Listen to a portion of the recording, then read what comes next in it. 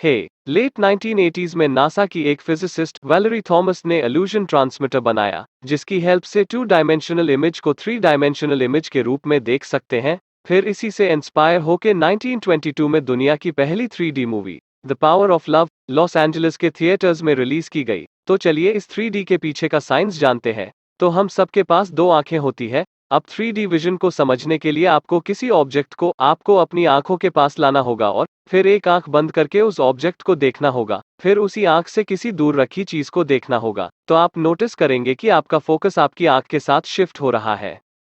इसका एक और एग्जाम्पल है कि वही एक आंख बंद किए हुए, जब हम अपनी एक फिंगर को इस प्रकार सामने लाते हैं और अपने हेड को एक साइड मूव करते हैं, तो आप नोटिस करेंगे कि जो ऑब्जेक्ट्स अपने आंखों के पास है वो धीमे मूव करते हुए नजर आएंगे, दूर रखे हुए ऑब्जेक्ट्स की तुलना में। इसे पैरालैक्स बोला जाता है।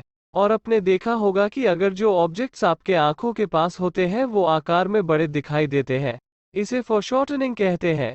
अभी तक अपने जो कुछ एक्सपीरियंस किया वो तो एक सिंगल आंख से था। तो जो हमारी दोनों आंखों और ब्रेन के एक साथ काम करने से 3D विजन को देखने का प्रोसेस है, उसे स्टेरियोस्कोपी कहते हैं। और इसी स्टेरियोस्कोपी का use different modern 3D technology में किया जाता है।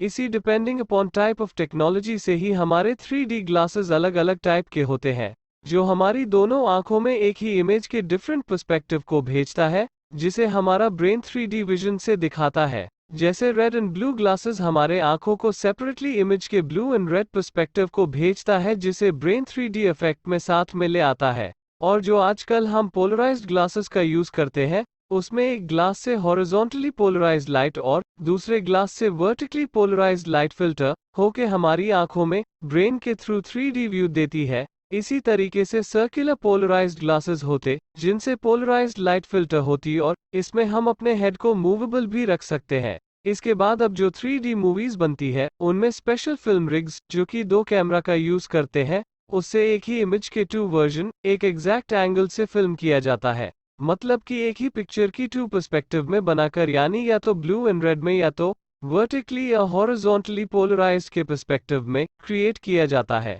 फिर उसे 3D ग्लासेस के द्वारा 3 डायमेंशनल व्यू मिल जाता है। Keep learning. Thank you.